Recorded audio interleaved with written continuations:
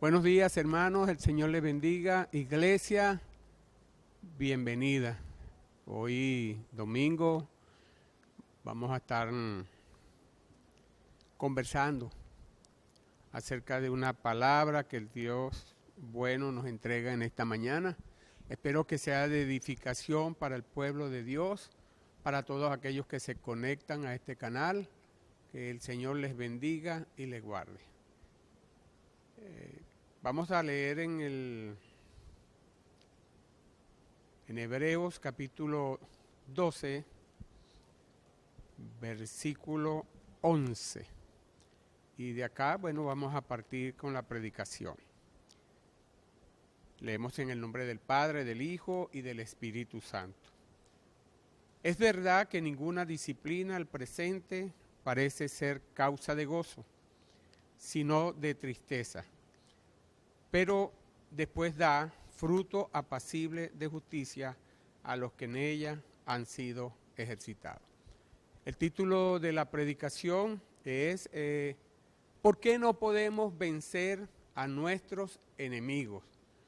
Y la palabra dice en Efesios capítulo 6, versículo 12, dice: porque no tenemos lucha contra sangre y carne, sino contra principados, contra potestades, contra los gobernadores de las tinieblas de este siglo, contra huestes espirituales de maldad en las regiones celestes. Y aquí tenemos que nuestra lucha no es contra carne ni contra sangre, sino contra entes espirituales, contra espíritus de maldad.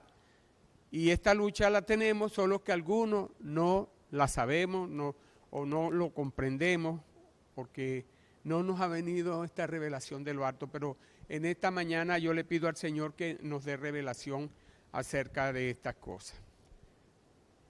Ciertamente la disciplina de Dios, como no hemos estado acostumbrados, como hemos venido de una vida donde no conocíamos a Dios, como en otro tiempo, dice la misma palabra, que éramos tinieblas, ahora somos luz, ahora somos pueblo de Dios, pues el proceso de ir adaptando, o mejor dicho, de ir siendo renovado con la mente de nuestro Señor Jesucristo, al principio no va a traer gozo, no nos vamos a sentir gozosos, porque hay un peso espiritual en nuestras vidas que no nos permite avanzar, a menos que una vez que nosotros nos ejercitemos, va a dar fruto apacible de justicia. Una vez que nosotros nos ejercitemos en la palabra, una vez que nosotros pidamos dirección a Dios para caminar en nuestras vidas, y lo primero que nos entrega el Señor cuando le recibimos es el Espíritu Santo. Hay un caso con Israel que está registrado en la palabra, y primeramente quiero leerle a partir de capítulo 7, versículo 1 en adelante, en Deuteronomio, y tiene que ver mucho con el pueblo de Israel. Y todas las cosas que fueron escritas acerca del pueblo de Israel, pues hoy en estos tiempos nos sirven de experiencia, nos sirven de guía para poder entender cómo son los tratos de Dios con su pueblo. Todos los que estamos acá, pues somos pueblo de Dios. Todos los que me están escuchando ya son pueblo de Dios. Hay algunos que todavía tal vez no han confesado a Cristo como su Señor y su Salvador, pero me gustaría hablarles acerca de estas cosas. En Deuteronomio capítulo 7, versículo 1, dice lo siguiente: cuando Jehová tu Dios te haya introducido en la tierra en la cual entrarás para tomarla, y haya echado delante de ti a muchas naciones, al Eteo, al Gergeseo, al Amorreo, al Cananeo, al Fereseo, al Ebeo y al Jebuseo, 7 naciones mayores y más poderosas que tú, y Jehová tu Dios las haya entregado delante de ti y las hayas derrotado, las destruirás del todo. No harás con ella alianza ni tendrás de ella misericordia. No emparentarás con ella. No darás tu hija a su hijo, ni tomarás a su hija para su hijo, porque desviará a tu hijo en pos de mí, y servirán a dioses ajenos. Y el furor de Jehová se encenderá sobre vosotros, y te destruirá pronto. Mas así habéis de hacer con ellos. Sus altares destruiréis, y quebraréis sus estatuas, y destruiréis sus imágenes de acera, y quemaréis sus esculturas en el fuego.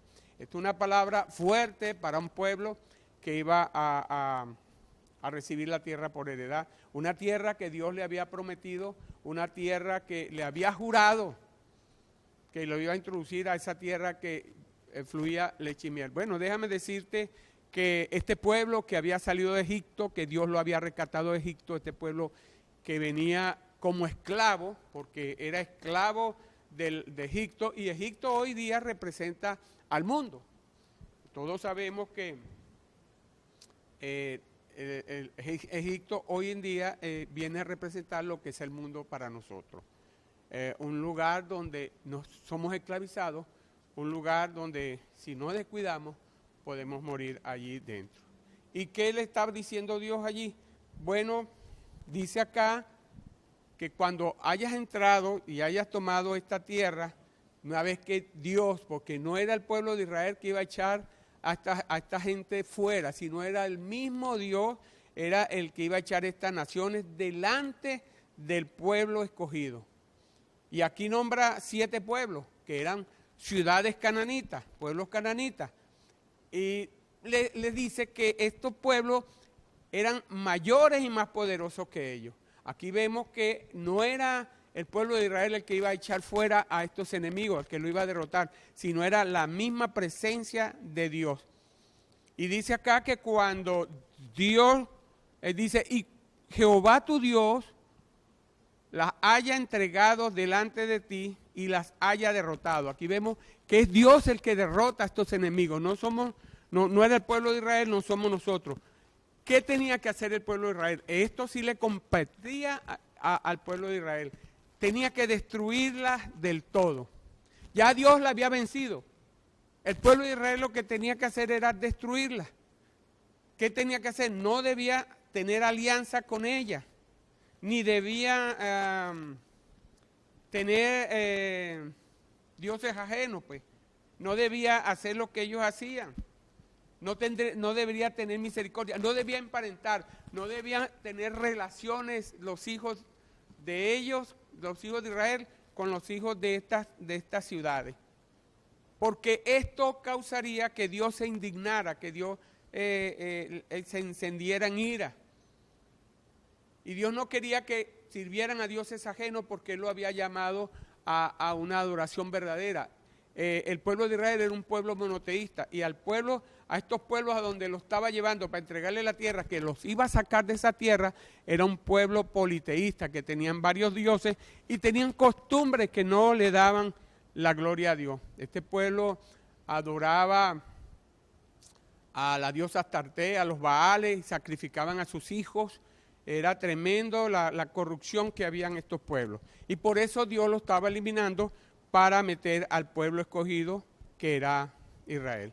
Y le dice, no hagas esto, no te juntes con ellos, no emparentes, porque van a dañar a tu descendencia. Y entonces ellos van a servir a dioses ajenos. Y entonces mi furor se va a encender, y pues entonces los voy a destruir. Era tremendo esto lo que le estaba diciendo. Hasta le dijo que no debían hacer altares, porque al levantar un altar para estos dioses era una ofensa. Este pueblo era idólatra. Aquí le dice que debía quebrar sus estatuas y debía destruir las imágenes de acera y quemar todas sus esculturas en el fuego. Que eso era lo que tenía que hacer Israel, porque ya Dios le había dado la victoria. Diga conmigo, Dios me da la victoria. ¿Ve? Ahora, en Jueces, en el capítulo 2, versículos 7 al 10, dice la palabra, ¿verdad? En los tiempos de que ya muere el hijo de Nun, que era Josué, dice la palabra, pero murió Josué, hijo de Nun, siervo de Jehová, siendo de 110 años, y lo sepultaron en su heredad en Timnat-Sera, en el monte de Efraín, al norte del monte de Gaz. Y toda aquella generación también fue reunida con sus padres, y se levantó después de ellos otra generación que no conocía a Jehová, ni la obra que había hecho por Israel. Había muerto el que introdujo a la tierra que fluye leche y miel, había muerto, y la generación que estaba con él. Y se levanta otra generación, pero dice acá la palabra, es una generación que no conocía a Dios. Dice, cónchale, ¿cómo es esto? ¿Qué pasó allí? ¿Qué pasó? ¿Por qué esta generación no conocía a Dios? ¿Por qué no siguió a Dios? Empezó un proceso de pecado, de juicio, de arrepentimiento, y volvía a caer en pecado, y esto era un círculo vicioso. Y cada generación fracasaba al intentar enseñar a la siguiente generación a amar y a seguir a Dios. Y esto, había un descuido que le correspondía a la familia enseñar a los hijos. Es tentador, hermano, es tentador que muchas veces nosotros como cristianos hoy día queremos dejar la tarea de enseñar la fe cristiana a la iglesia y a la escuela dominical, cuando la verdadera responsabilidad de enseñar los preceptos de Dios a nuestros hijos somos nosotros, es dentro del seno familiar, tal como lo dice en Deuteronomio 6:4.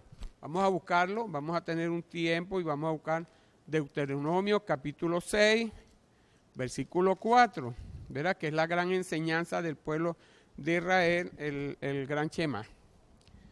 Dice la palabra, oye Israel, Jehová nuestro Dios, Jehová uno es, y amarás a Jehová tu Dios de todo corazón y de toda tu alma y con toda tu fuerza.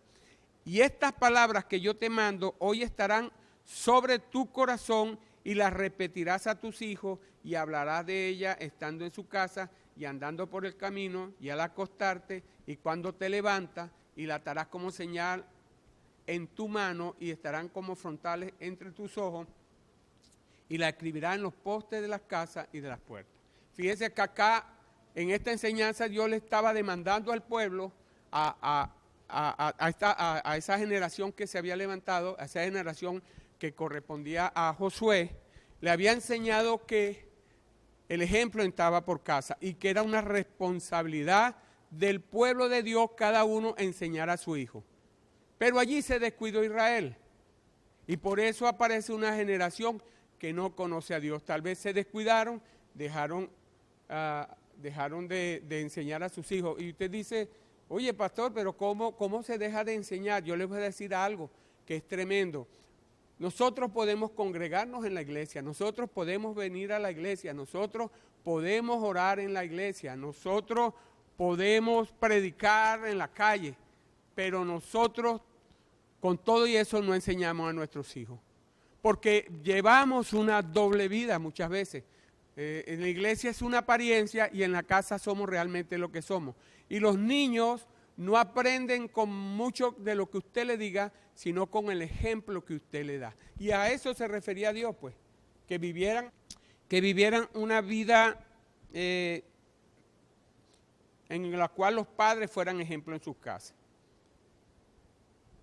Y esta responsabilidad desde los tiempos antiguos hasta ahora pertenece básicamente a la familia. Así que nosotros no enseñamos con palabras a nuestros hijos, sino más bien con nuestro ejemplo, con nuestro modelándole a los hijos. He visto padres que le dicen a los hijos, no puedes fumar, y fuman. No pueden beber, y beben. ¿Y qué es lo que le dicen? No hagas lo que yo hago, tienes que hacer lo que yo te digo. Y ahí se va formando una generación que no conoce a Dios. Y esto es tremendo, hermano, porque se van a estos pueblos que tienen otra costumbre, que tienen otro Dios, por ejemplo Baal, que era el Dios de la tormenta y de las lluvias, ¿verdad? Y que se creía que controlaba la vegetación y la agricultura, Astaré o Astarot, o que era una diosa del amor, de la guerra, la fertilidad. Ella también la mencionaban como Astoré, Istar, Astarte. ¿Y cómo eran cómo adoraban ellos? Bueno, en los templos de ellos había prostitución allí dentro del templo, y no solamente eso, sino que sacrificaban a sus hijos en el culto que le daban a los ídolos cananeos. Esto era tremendo, ¿ves? Así que, ¿qué pasa con Israel? Israel comenzó a seguir las costumbres de estos pueblos. ¿Qué pasó? Comenzó a emparentar, comenzó a casar sus hijos con los hijos de esta gente, y se fue pervirtiendo la verdadera enseñanza de Dios.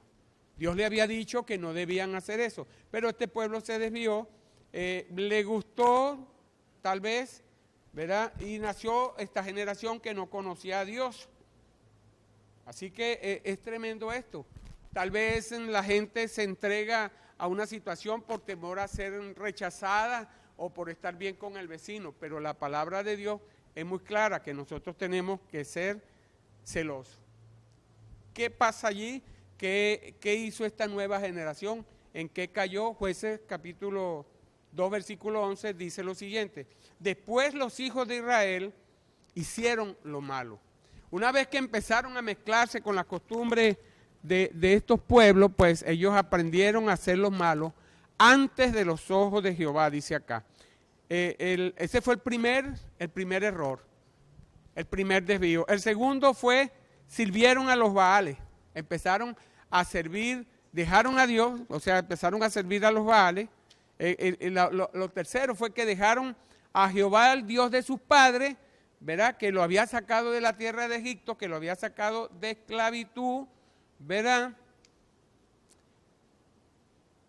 Y empezaron a seguir estos ídolos. El cuarto error, se fueron no solamente sobre Astarte, sino sobre Baal y sobre otros dioses, desdeñando al Dios que lo había sacado de esa esclavitud, ¿verdad? Muchos dioses de los pueblos que estaban a su alrededor.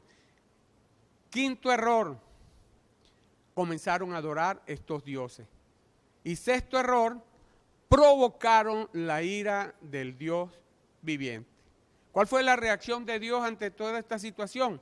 Bueno, en el versículo 14 dice que se encendió contra Israel el furor de Jehová, el cual los entregó en manos de sus robadores que lo despojaron. ¿Qué sucedió? Primero, se airó Dios. Segundo, le quitó la protección. Tercero, los vendió en manos de sus enemigos. Cuarto, no pudieron ya hacer frente a sus enemigos. Por donde quiera que salían, la mano de Jehová estaba contra ellos para mal, como Jehová había dicho. Ya Dios le había advertido, ellos no siguieron, decidieron no obedecer, decidieron ir tras dioses ajenos, y entonces hicieron molestar a Dios y perdieron la protección de Dios. ¿Y qué resultado le dio esto? Bueno, dice la palabra acá que y tuvieron gran aflicción. Y en el 16 dice, y Jehová, todavía con esto, es llamado a misericordia, ¿verdad? Dice, y Jehová levantó jueces que lo librasen de la mano de quienes lo despojaban. Pero ¿qué volvió a suceder? Que tampoco oyeron a estos jueces. No oyeron a Dios, no oyeron a los jueces, fueron tras dioses ajenos, nuevamente a los cuales adoraron. Se apartaron pronto del camino que anduvieron de sus padres, obedeciendo a los mandamientos de Jehová. Ellos no hicieron como Dios le demandó, no hicieron así.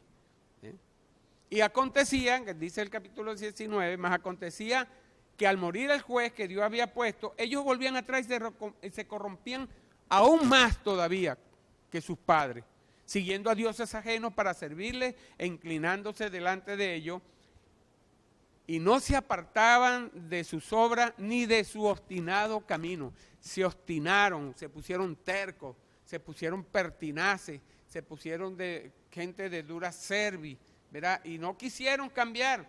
Y esto motivó, dice en el 20, que la ira de Dios, la ira de Jehová se encendió contra Israel, y digo, por cuanto este pueblo traspasa mi pacto que ordené a sus padres y no obedece a mi voz, tampoco yo volveré más arrojar de ellos a ninguna de las naciones que dejó Josué cuando murió. Dice, bueno, como este pueblo ha decidido seguir en pos de ellos y me ha abandonado a mí y no han querido entender, pues los pueblos que estaban allí no se los voy a quitar. Les voy a dejar ese pueblo para que sea látigo a sus costillas. Por eso Jehová dejó a aquellas naciones sin arrojarlas de una vez y no la entregó en manos de Josué. No sacó a sus enemigos a causa de la desobediencia. Tremendo esto, hermano. Esto es tremendo. En Josué capítulo 3, versículo 5 dice, así los hijos de Israel habitaban entre los cananeos, heteos, amorreos, fereceos, heveos y jebuseos. Estos fueron los 7 pueblos que dejaron, que no los sacó Señor, que no los dejó allí y ellos comenzaron a tomar sus hijos y sus mujeres, ahí los hijos de ellos, y sirvieron a su dioses. Y así fue sucediendo todo esto en lo espiritual. ¿A quiénes dejó Dios allí? Bueno, dejó al cananeo, que era un pueblo politeísta, ¿verdad? Su significado es mercader, ¿verdad? Y es tremendo porque Osea se refiere a este pueblo como mercader, ¿verdad? Como cananeo, que tiene en su mano balanza falsa y ama a la opresión. Así que Canaán, ¿verdad? Eso está en Oseas 12:7. Canaán es sinónimo de perversión, hermano. De perversión moral y de perversión religiosa. Esta balanza, pues yo digo que no tiene balanza falsa, es que no es una persona que no es fiel. No fueron fieles al Señor, y estos son demonios que en ese entonces, pues no eran pueblos, pero hoy en día representan demonios que a nosotros nos va a afectar. Y aunque nos llamemos cristianos, ¿verdad? Lo que nosotros vayamos aprendiendo es la herencia que vamos a dejar a nuestros hijos.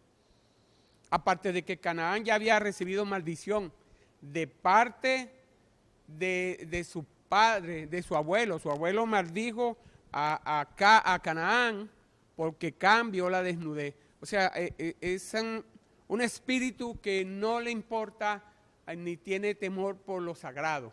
Y este es el problema que está sucediendo. Yo creo que me voy a tardar un poquito más en explicar estas cosas porque es importante. Fíjese usted, Dios fue específico con la orden, le dijo que debían destruir a los cananeos. Él le dijo, cuando Jehová los haya derrotado, entonces destrúyelas por completo. Derriba sus altares, rompes sus piedras, sus rituales, porque tú eres pueblo santo para Jehová, le decía al Señor allí. Así que Canaán viene a representar el viejo hombre que está viciado. Así que este Canaán viene a representar ese viejo hombre que está viciado con sus deseos engañosos, y también representa al mundo. Y Dios te dice, cuando lo hayas derrotado, ¿verdad? Entonces debe destruirlo. Y esto es tremendo, porque cuando venimos a los pies del Señor, el Señor vence nuestros enemigos. El Señor viene a nuestra vida y vence nuestros enemigos. Y no solamente que nos vence, sino que nos da el poder para que el pecado no se enseñoree de nosotros. Pero muchos de nosotros no decidimos echarlo. Ya están vencidos, pero no decidimos echarlo, sino que más bien cohabitamos o convivimos con el pecado. Y la responsabilidad de los hijos de Dios es caminar en obediencia. Cuando vino Jesús a nuestra vida, ¿qué hizo? Limpió nuestra vida de todo pecado.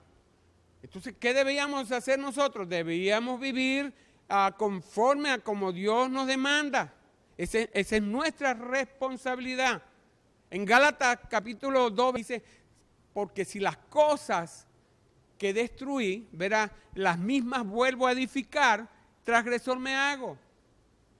Así que Dios nos manda a destruir a Canaán, a ese viejo hombre viciado en nuestra vida. Él nos manda que dice que lo destruyamos, que destruyamos esa maldición del pecado. Canaán es maldito, fue maldito por su propio abuelo, por causa de ese deseo de no tener temor a las cosas sagradas, a las cosas santas. Y ahora esta situación, pues, cuando nosotros damos puertas abiertas, abrimos puertas, cuando hacemos estas cosas, abrimos puertas a que demonios vengan a fastidiar nuestra vida. Y esa es una piedra en el zapato, que siempre queremos cambiar y no podemos cambiar y volvemos a un círculo vicioso como el que había en el tiempo de los jueces. Un pecado, oración, arrepentimiento, perdón, pecado, y era un círculo vicioso. Y a veces nuestra vida se convierte en círculo vicioso porque abrimos puertas a estos demonios que nos quieren esclavizar. Así están los heteos también, que son los hijos de Canaán, los hijos de Ed, ¿verdad? ¿Y cómo se le llama a estos hijos? El significado principal es terror, un miedo intenso.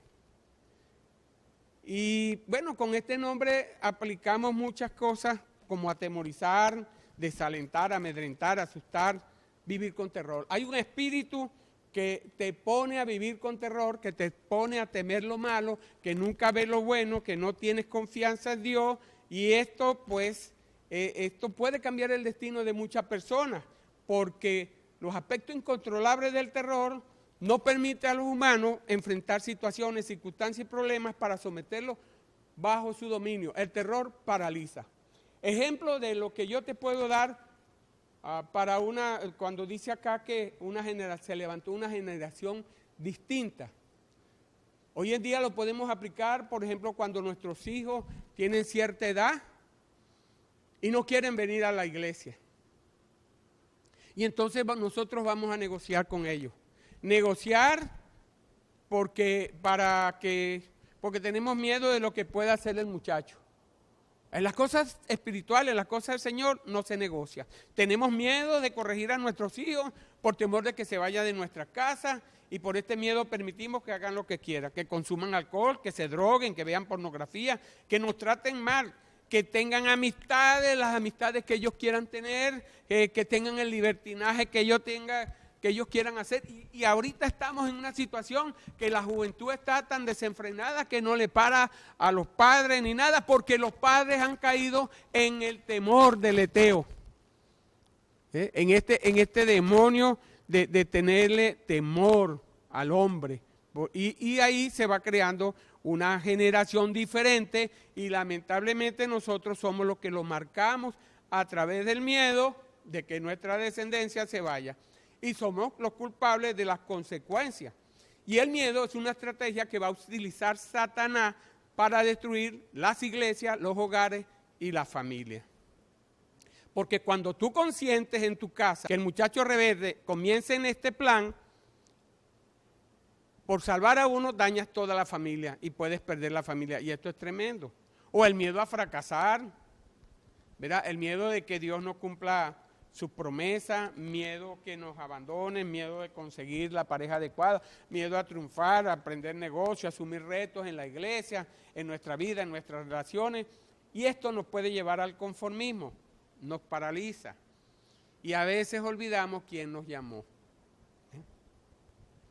El jerreseo, otro enemigo, otro pueblo, otro enemigo. Es la tierra de gigantes. Es tremendo este jerreseo, porque este jerreseo, dice la palabra, pues que en la etimología, que son los que moran en el barro. Estos eran hombres gigantes, pero no eran diestros para la guerra, y los guerreros no estaban en su naturaleza. Y ellos habitaban toda la tierra que era de barro. Entonces ellos, para defenderse, porque no eran diestros para la guerra, ¿verdad? No estaba en su naturaleza esto, ellos cavaron gigantescos hoyos o huecos alrededor de su ciudad. La tierra que obtuvieron de allí, de esos agujeros, ellos la mojaban y hacían una especie de mezcla, ¿verdad? Y en esos huecos allí ponían lodo cenagoso. Entonces ellos camuflajeaban arriba, y la gente que quería invadir a sus pueblos, ¿qué sucedía? Caían en esa trampa y caían en el lodo cenagoso. Eso lo llamaban pantano. Y el pantano es como las arenas movedizas. Usted cae en ese lodo cenagoso y se lo va llevando poco a poco. Usted se va hundiendo poco a poco. Se lo va comiendo vivo. Y el barro significa humanidad, ¿verdad? Y Dios quiere que seamos barro en sus manos. No quiere que seamos barro en las manos de los herjeseos, que es tremendo. Y la palabra dice claramente en Gálatas que nos manda andar en el Espíritu y que nos satisfagamos los deseos de nuestra carne. Pues el barro es la carne, o la carne es el barro. Y cuando no estamos en el Espíritu, estamos en peligro de caer en cualquier pantano, en cualquier carnalidad, en cualquier inmoralidad, impureza, pasión sensual, impuras, idolatría, hechicería, hostilidades, peleas, celos, iras, arrebatos, furia, egoísmo, divisiones, envidia, borrachera, fiestas carnales y pecado semejante a esto. Caemos en el pecado de la carnalidad. Nos olvidamos de que tenemos un Dios, como le pasó a este pueblo de Israel, y empezamos a entrar en esos pantanos hasta que nos va envolviendo poco a poco, como la gente se va hundiendo en el pantano y muere. Otra ciudad, el amorreo. El amorreo, el significado es montañés o que está en los lugares altos. Y esto tiene que ver mucho con el orgullo y la vanagloria. Es el ser humano que no se doblega ante nadie, que tiene altivez, soberbia, orgullo. Y esto llega fácilmente a dominar el corazón de los seres humanos. Y Jesús dijo en la palabra que el mayor de vosotros sea vuestro siervo, porque el que se ensalzare será humillado y el que se humillare será ensalzado. Así que cuando vemos un hombre de Dios, cuando vemos una persona que es del Señor, la primera característica que vamos a tener es que es una persona humilde, que no es una persona prepotente, no es una persona fuerte en este sentido, pues. Y cuando vemos este orgullo, entonces el amorreo está dominando tu vida, el espíritu del amorreo. Yo no sé cuántos creen esto, pero esto es lo que ha venido pasando, esto es lo que ha venido sucediendo con muchas de nuestras vidas. Ya vamos a ir terminando. El fereceo, la palabra fereceo significa sin muralla, ciudad abierta. O sea, yo lo llamo el libertinaje, sin freno. El alma se acomoda fácilmente a vivir sin límites, sin murallas de protección. La palabra de Dios son murallas de protección para nuestras vidas. Pero aquel que no quiere palabra, no quiere reconvención, no quiere consejo, está acostumbrado a vivir como el fereceo. Y es un espíritu de libertinaje, donde él mismo es su Dios, donde él mismo hace lo que quiera.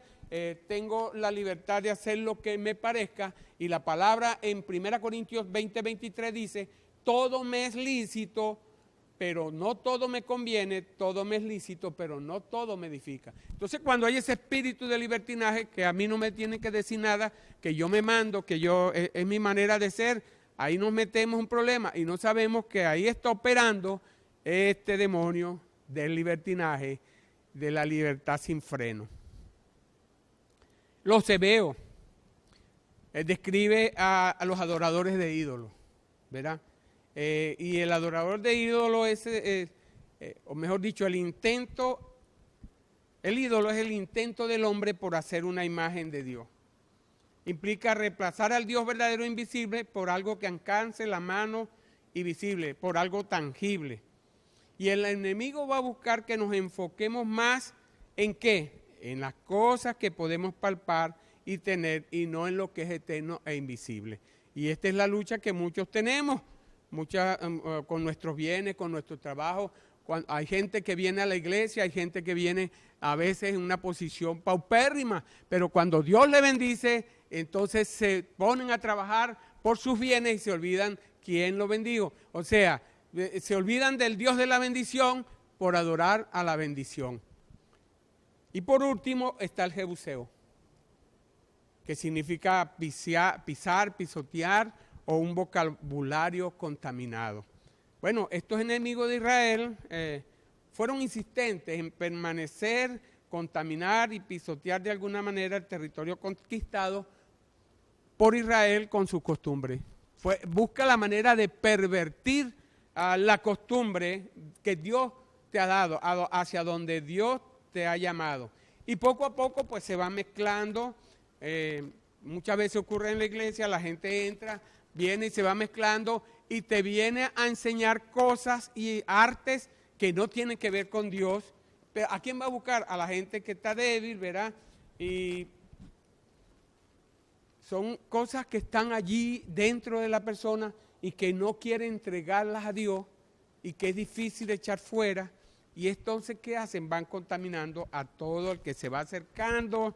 Y Dios anda buscando gente que sea una criatura sin mancha, un nuevo hombre, el hombre según Dios. Entonces, cuando no echamos fuera estos deseos, cuando no echamos fuera estos enemigos, nuestra condición espiritual es mala, pero vamos a ir dañando a todo lo que está en la iglesia, porque la gente es fácil que se empiece a mirar y aquellos que no están maduros, pues van a caer en la trampa del enemigo.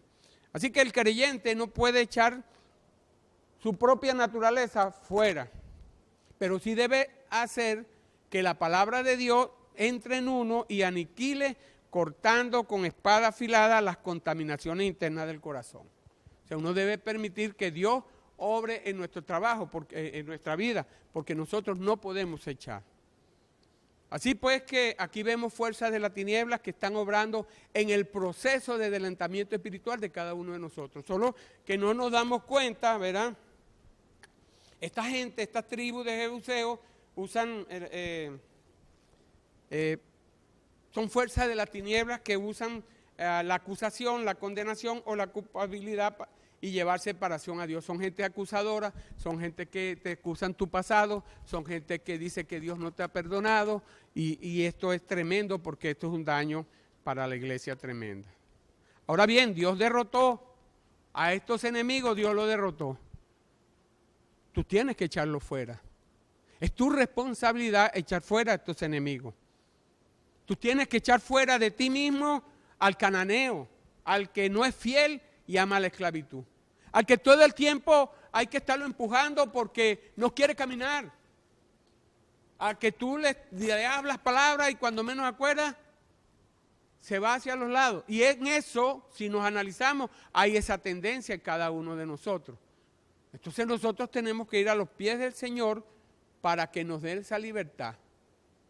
Si el Hijo de Dios libertare, seréis verdaderamente libres. Esto va a exigir una entrega de nosotros. El eteo, el temor, el miedo me paraliza. ¿Por qué? Si yo tengo un Dios poderoso que hizo los cielos y la tierra, Él me va a dar fuerza. Él me va a dar la fuerza que yo no tengo. Él me va a capacitar para lo que Dios me ha mandado a llamar. El amorreo, la carnalidad, ese deseo de vivir en la carne.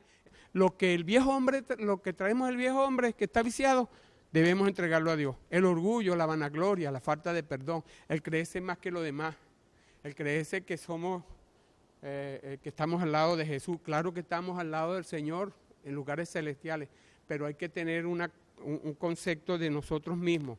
Jesús era manso y humilde. El fariseo, el que quiere vivir sin freno, sin que nadie lo detenga, en un libertinaje total. El ebeo, que es incrédulo, que no cree. Y el jebuseo, que es el hombre, antiguo hombre, el que contamina, el que daña, el que siempre está con un chisme, el que siempre lleva una palabra que pudre, que daña, el que crea contienda. Este hombre es el jebuseo, el que todo el tiempo va a contaminar a la iglesia y siempre aparece en la foto. Que Dios tenga misericordia de nosotros, porque si no atendemos esta cosa, estaremos creando una generación que no conoce a Dios. Y podemos estar en la iglesia y podemos estar adorando a Dios, entre comillas, pero tendremos nuestros propios ídolos, adorando el amor al dinero, el amor a las cosas carnales, a las cosas sexuales, que también se forman y vienen a ser un ídolo. Así que esto es para meditar, lo dejo en su mano, que el Señor les bendiga y les guarde. Amén.